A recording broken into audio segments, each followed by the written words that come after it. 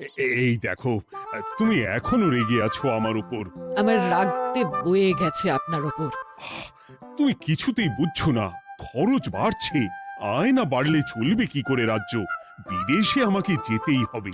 সব বুঝেছি, সব বুঝেছি। আপনার আমাকে অসহ্য লাগছে, তাই আপনি বিদেশে যাচ্ছেন, তাই তো? তুমি আমায় ভুল বুঝছো। রাজ্য চালাতে অর্থের প্রয়োজন। বিদেশ ঘুরে দেখতে হবে কিভাবে রাজ্যের উন্নতি হয়, লাভ হয়, সেই নিয়ে নতুন করে ভাবতে হবে। তার মানে আপনি ঠিক করে নিয়েছেন আপনি যাবেন, তাই তো? হ্যাঁ। আর যতদিন আপনি না থাকবেন এখানে কি হবে ভেবে দেখেছেন মহারাজ? কে সামলাবে সব?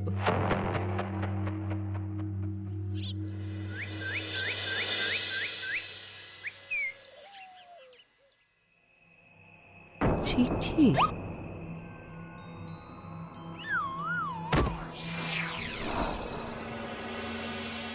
আমি অনেক ভেবে দেখলাম, আসলে এসব সিংহাসন, ক্ষমতা, প্রতিপত্তি অর্জন করা আর রক্ষা করার জটিলতার চেয়ে বাকি জীবনটা শান্তির সাথে বনে কাটিয়ে দেওয়াই ভালো। বলছি সবই তো বুঝলাম, কিন্তু এই শান্তিটা কে? মহারাজ সন্ন্যাসী হয়ে গেলেন আর এসব নিয়েও তুমি ভাড়ামি করছো গোপাল? ও মা গো, এবার কি হবে? চিন্তা করবেন না রানীমা, কৃষ্ণনগরকে আমি আমার বুক দিয়ে আগলে রাখবো।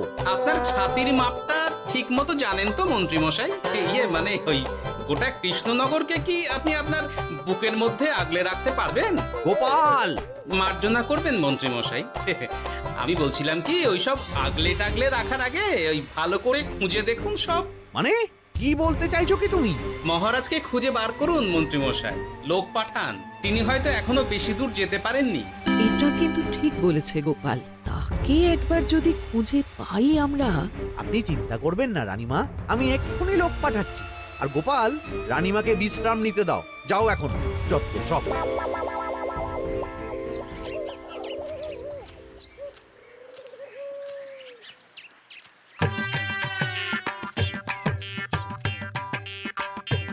কই গো, গেলে কই? এক ঘটি জল দাও দেখি।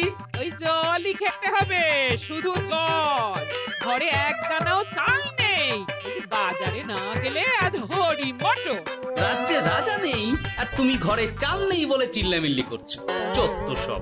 ও মা গো, মহারাজ রাজ্যে নেই তো গেলেন কই? বনবাসে।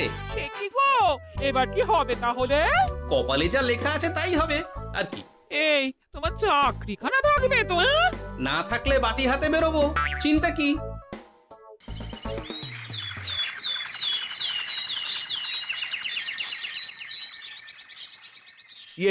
মহারাজ যখন নেই তখন আমি যখন এ রাজ্যের মহামন্ত্রী, তখন আমি এত মানে করার কি আছে মন্ত্রী মশাই? মহারাজ নেই তো কি হয়েছে, রানীমা তো আছেন। আমরা তার কথা মতোই চলব। গোপাল একদম উচিত কথা বলেছে। হ্যাঁ হ্যাঁ, আমিও তো তাই বলছিলাম। মহারাজ যখন নেই তখন রানীমার নির্দেশ মতোই তো আমাদের সামলাতে হবে সব। কতদিন আর আগলাবে গোপাল? আজ নয় কাল এই শর্মাকেই বসতে হবে এই সিংহাসনে। যতদিন পারি ততদিন তো চেষ্টা করতেই হবে মন্ত্রী মশাই। আপনি যদি চলেন ডালে ডালে, আমি চলি পাতায় পাতায়। রাজা মশাই আছেন? আমি অনেক দূর থেকে আসছি।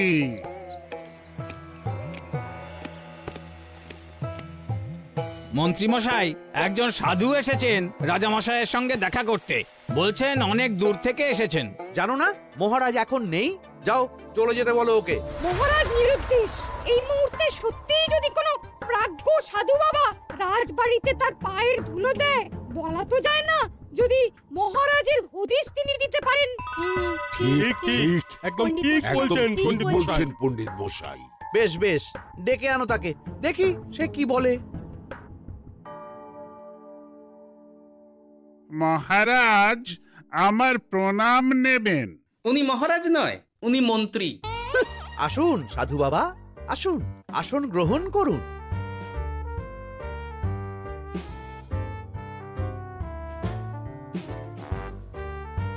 এ কি করলেন সাধু বাবা?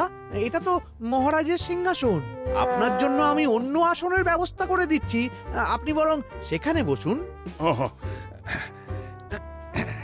রাজাই যখন নেই তখন তাঁর সিংহাসনে বসতে ক্ষতি কি? আপনি কি করে জানলেন মহারাজ নেই? বুঝলে না, সাধু বাবা যে অন্তর্যামী গোপাল। আর কি হবে, উনি যদি বলে দেন মহারাজ কোথায় আছেন, তাহলে তো আমার আর পণ্ডিত মশাই, আগেই ওরকম হামলে পড়বেন না। আচ্ছা, আপনি যদি অন্তর্যামী হন, বলুন তো আমাদের রাজা মশাই কোথায় গেছেন? জবর জটা কালো চুলে দেনামা অতীত বলেন। বুম! মহারাজ বনবাসে গেছেন। এটা যখন বলেছেন সাধু বাবা, তাহলে মহারাজ এখন কোথায় আছেন সেটাও নিশ্চয়ই আপনি বলে দিতে পারবেন। আহ গোপাল, সব বিষয়ে নাক গলিও না তো তুমি। ঠিক ঠিক আছে, রাজা মশাইকে নিয়ে চিন্তা হওয়া তো খুবই স্বাভাবিক, কিন্তু গোপাল, রাজা মশাই বনবাসে গেছেন, তাকে আর সংসার মায়ায় বাঁধা ঠিক কাজ হবে না। এ আপনি কি বলছেন সাধু বাবা? মহারাজ না থাকলে রাজ্য চলবে কেমন করে? নতুন রাজা নির্বাচন করতে হবে। এই তো খেলা জমে গেছে, একে দিয়েই কাজ হবে মনে হচ্ছে। আহা সাধু বাবা, এসব নিয়ে নয় পরে আলোচনা করা যাবে। এই কে আছো, সাধু বাবার পা ধুইয়ে দাও ভালো করে। না, বিষয়টা ঠিক সুবিধের মনে হচ্ছে না। আহা মন্ত্রী, করেছ কি? আমি সাধু মানুষ, এত খেতে পারি কি?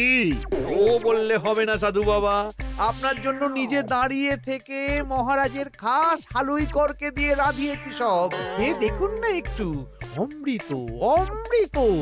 বেশ বেশ, এত করে বলছো যখন, বাহ বাহ, চমৎকার চমৎকার। আমি জানি তো যে এমন খাবার আপনি আগে কখনো খাননি। তা বটে বটে, ভেবেছিলাম কটা দিন বিশ্রাম নিয়ে চলে যাব, এখন দেখছি যা আদর আতিথেয়তা শুরু করেছো তোমরা, তাতে তো মাস কয়েক কাটিয়ে না গেলে আমারই লোকসান হবে। থাকুন না, থাকুন, যতদিন ইচ্ছা থাকুন। আমার ইচ্ছা অনুযায়ী সব চললে তো ওই গোপালের জায়গায় আপনাকেই সবার মহারথী করে রেখে দিতাম চিরকাল। এসব কি বলছো মন্ত্রী? কেন, পরিকল্পনাটা মন্দ নাকি? আমি হব এই রাজ্যের নতুন রাজা, আর আপনি হবেন আমার রাজসভার প্রধান মহারথী। বটে, কাজটা খুব একটা কঠিন না। মহারাজ বনবাসে, আর আপনি নিজেই তো বললেন তাকে ফিরিয়ে আনাও ঠিক হবে না, তাহলে? তা বলেছি, কিন্তু বাকি অন্যান্য সভাসদেরা আছে, তারা তো। আরে ছাড়ুন তো ওদের কথা। আকাশে হাত ছড়িয়ে আর একবার মন্ত্র পড়ে নেবেন, বলবেন এই রাজ্যের রাজা হওয়ার ক্ষমতা একমাত্র আমার মধ্যেই আছে, ব্যাস। সবাই মানতে বাধ্য। তারপর আমার একটা হিল্লে হয়ে গেলে আপনারটার ব্যবস্থাও আমি করে দেব, বুঝলেন? বুঝলাম, একেবারে জলের মতো পরিষ্কার। ব্যাস, কালই তাহলে কাজ শুরু করে দিন, বেশি দেরি করে তো লাভ নেই। বলা তো যায় না, মহারাজের যদি রানীমার জন্য মন কেমন করে, রাজ্যে ফিরে আসে, ওসব হওয়ার আগেই সেরে ফেলতে হবে সব কাজ। রাজা হওয়ার খুব তাড়া দেখছি তোমার মন্ত্রী। ওপরে ওঠার ইচ্ছা কার না থাকে বলুন তো সাধু বাবা? আর মাত্র কটা দিনের অপেক্ষা, ব্যাস। তারপরেই এই সিংহাসনের মালিক হব আমি, কৃষ্ণনগরের নতুন রাজা হব আমি। সমস্ত ধন দৌলত থাকবে আমার এই হাতের মুঠোয়। কি অত ভাবছেন মন্ত্রী মশাই একা একা? মানে কি ভাবছি তার কৈফিয়ত তো তোমায় দিতে হবে। হ্যাঁ হিমা, ছি ছি ছি, আপনি কেন কৈফিয়ত দেবেন? আপনার মুখ দেখলেই তো বোঝা যাচ্ছে যে আপনি কি ভাবছেন। তাই বুঝি? তা বলো দেখি কি ভাবছি আমি। আপনি ভাবছেন ওই কৃষ্ণনগরের সিংহাসনের কথা। শুনে ফেললো নাকি সব? আপনি ভাবছেন আমাদের মহারাজের কথা, তাকে কিভাবে ফিরিয়ে আনা যায় সেই কথা, তাই না? মহারাজকে যে আর ফিরিয়ে আনা যাবে না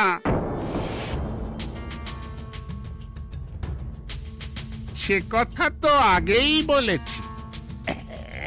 তাই যদি হয় সাধু বাবা, আপনি এর একটা কিছু বিহিত করুন, না হলে রাজা ছাড়া রাজ্য। ঠিক বলেছ, রাজা রাজ্য, নুন ছাড়া তরকারি, আলো ছাড়া দিন, জল ছাড়া জীবনের মতো। তাই যত দ্রুত সম্ভব নতুন রাজা নিয়োগ করা দরকার। কিন্তু এ বিষয়ে সিদ্ধান্ত নেওয়ার আগে রানীমার সাথে কথা বলা জরুরি। তার চেয়েও জরুরি একটা কাজ আগে করা দরকার। কিসের কথা বলছেন মন্ত্রী মশাই? গোপালের বহিষ্কার। এ আপনি কি বলছেন মন্ত্রী মশাই? একে রাজা মশাই, তার মধ্যে গোপালের মতো বিচক্ষণ মানুষকে রাজসভা থেকে বহিষ্কার করলে তো রাজ্যেরই ক্ষতি। এটাই হচ্ছে সমস্যা। এই কক্ষে যার যেটা কাজ নয় সে সেটা নিয়ে বেশি চিন্তিত। তুমি বিজ্ঞানে মন দাও, রাজকাজ আমার দায়িত্ব। তাহলে এরকম সিদ্ধান্ত নেওয়ার আগে সবার সাথে আলোচনা করা দরকার। কোনো দরকার নেই, আমি যা বলেছি তাই হবে। রাজ্যের ব্যয়ভার বাড়ছে, এই মুহূর্তে কোনো ভাঁড়কে অযথা বেতন দিয়ে পোষার কোনো মানে হয় না। তাই গোপালেরও কাল থেকে রাজসভায় আসার কোনো দরকার নেই। সবই আমি বুঝতে পারছি মন্ত্রী মশাই। বেশ, আপনি যখন বলছেন, এই আমার শেষ দিন রাজসভায়, চলি সবাই, ভালো থাকবেন।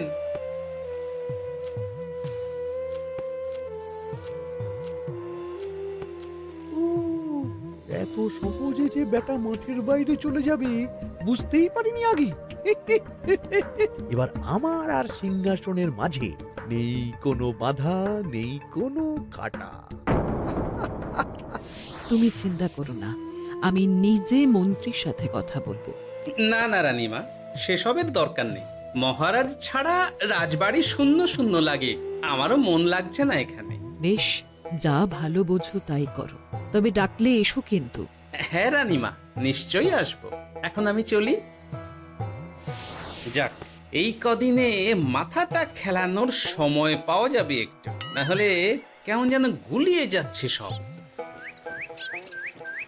কি যে বলো গোপাল দাদা, এই শেষ দুটো শাকের আটি নিয়েও দরদাম করবে তুমি?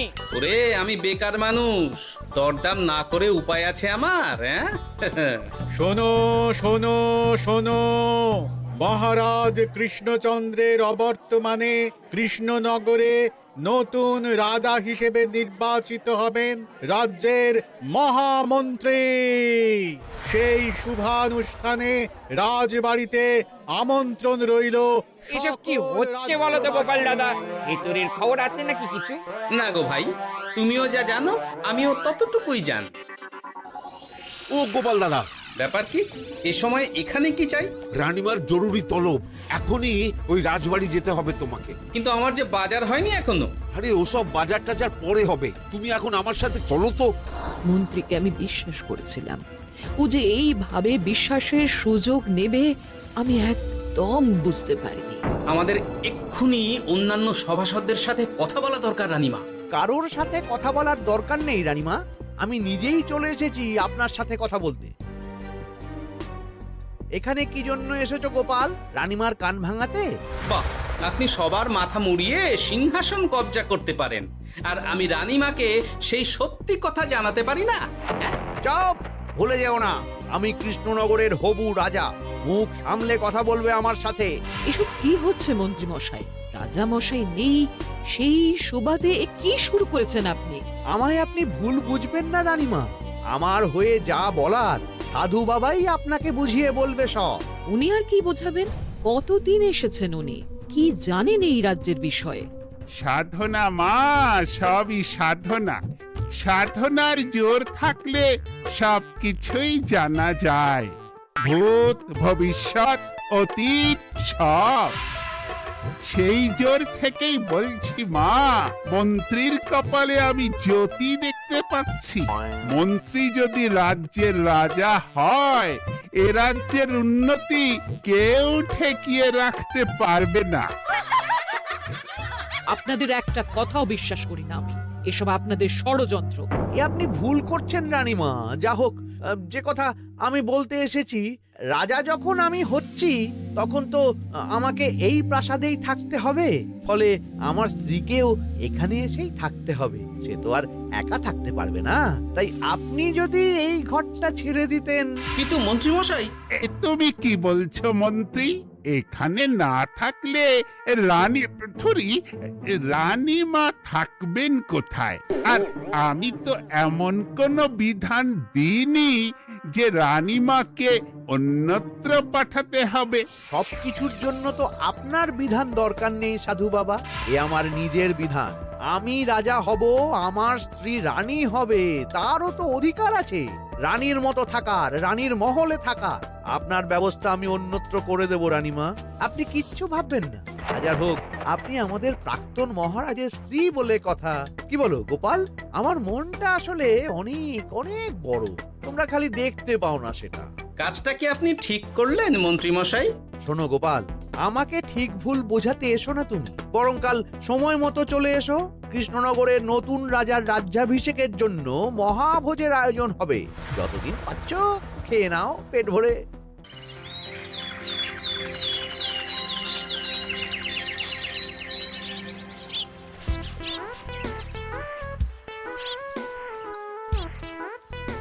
আরে এগুলো আবার কি পরে আছে এখানে? কি এ তো মহারাজের পোশাক, এখানে এসব কি করে এলো? তাহলে কি মহারাজ? না না না, হিসেবটা কেমন যেন ওলট পালট হয়ে যাচ্ছে। সময় তো হয়ে গেল, নতুন মহারাজকে ডাকুন এবার। এসে গেছি, এসে গেছি। আসুন মন্ত্রী মশাই, আসুন। মুকুট নিয়ে দাঁড়িয়ে আছি আপনার মাথায় পরাবো বলে। সাধু বাবা, এবার মহারাজ বলা অভ্যাস করুন। মহারাজ। মহারাজের হদিশ পাওয়া গেছে মন্ত্রীমশাই, মহারাজের হদিশ পাওয়া গেছে। এই কি সর্বনেশে কথা? মহারাজের হদিশ পাওয়া গেছে মানে? কোথায় মহারাজ? না না, মহারাজ না, মহারাজের পোশাক পরে আছে পুকুরের ধারে। আমার মনে হয় তিনি ওই পুকুরে ডুব দিয়ে নিরুদ্দেশ হয়ে গেছেন। ও তাই বলো? তা বেশ তো, প্রাক্তন রাজার জন্য না হয় কিছুক্ষণ নীরবতা পালন করে নেব আমরা, ব্যাস। আপনি কি বলছেন মন্ত্রী মশাই? মহারাজ সত্যিই ওই পুকুরে ডুব দিয়েছেন কিনা সেটা তো তলিয়ে দেখা দরকার একবার। সেসব হবে আমি রাজা হওয়ার পর। নিন সাধু বাবা, মুকুট পরান। কিন্তু মন্ত্রীমশাই, আরো একটা দুঃসংবাদ আছে যে। ও আবার কিসের দুঃসংবাদ? মহারাজ যে পুকুরে ডুব দিয়েছেন সেই কথা বলতেই রানীমা অজ্ঞান হয়ে গেছে। তুমি যে কি করো না গোপাল, শুভ সময়ে অশুভ একটা সংবাদ দিয়ে দিলে তো সব বরবাদ করে। এই কে আছো? গ্রেপ্তার করো গোপালকে। তার আগে তোমায় গ্রেপ্তার করা হবে। এত বড় সাহস তোমার? হবু রাজাকে গ্রেপ্তার করার কথা বলো তুমি? আজ তোমার একদিন কি আমার একদিন। কিসের হব রাজা? আমি কৃষ্ণনগরের আসল রাজা। হ্যাঁ, আমি। কি মহারাজ, আপনি? হ্যাঁ, আমি। অনেকদিন ধরে তো তোমার বাড়বাড়ন্ত দেখলাম, আজকে খেলা শেষ। কিন্তু গোপাল, রানী কোথায়? কেমন আছে সে? এক্ষুনি তার কাছে আমাকে নিয়ে চলো। রানীমা ভালোই আছে মহারাজ, কিচ্ছু হয়নি তার। কিন্তু তুমি যে বললে রানী অজ্ঞান হয়ে গেছে। এটুকু মিছে কথা না বললে যে আপনার লুকোচুরি খেলাটা এত সহজে শেষ হতো না মহারাজ। লুকোচুরি বটে, কিন্তু তুমি বুঝলে কি করে এত সব? প্রথম সন্দেহটা হলো যখন রানীমাকে অন্যত্র রাখার কথা বলতেই আপনি বিচলিত হয়ে উঠলেন, তখন। তারপর পুকুর পাড়ে আপনার পোশাক, ব্যাস এটুকুই, আর কিছু নয়। আর প্রথম দিন রাজসভায় এসেই সোজা সিংহাসনে চড়ে বসা, ব্যাস। একে একে 2 আর 2 2 4 করে ফেললাম।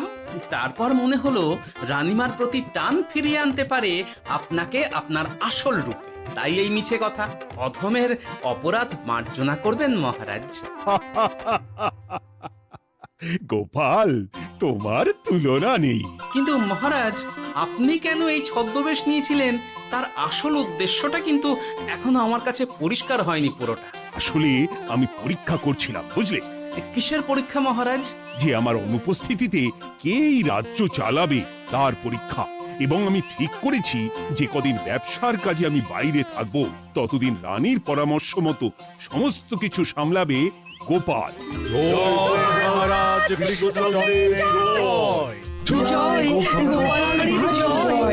আর আমি মহারাজ? তুমি থাকবে পেয়াদা।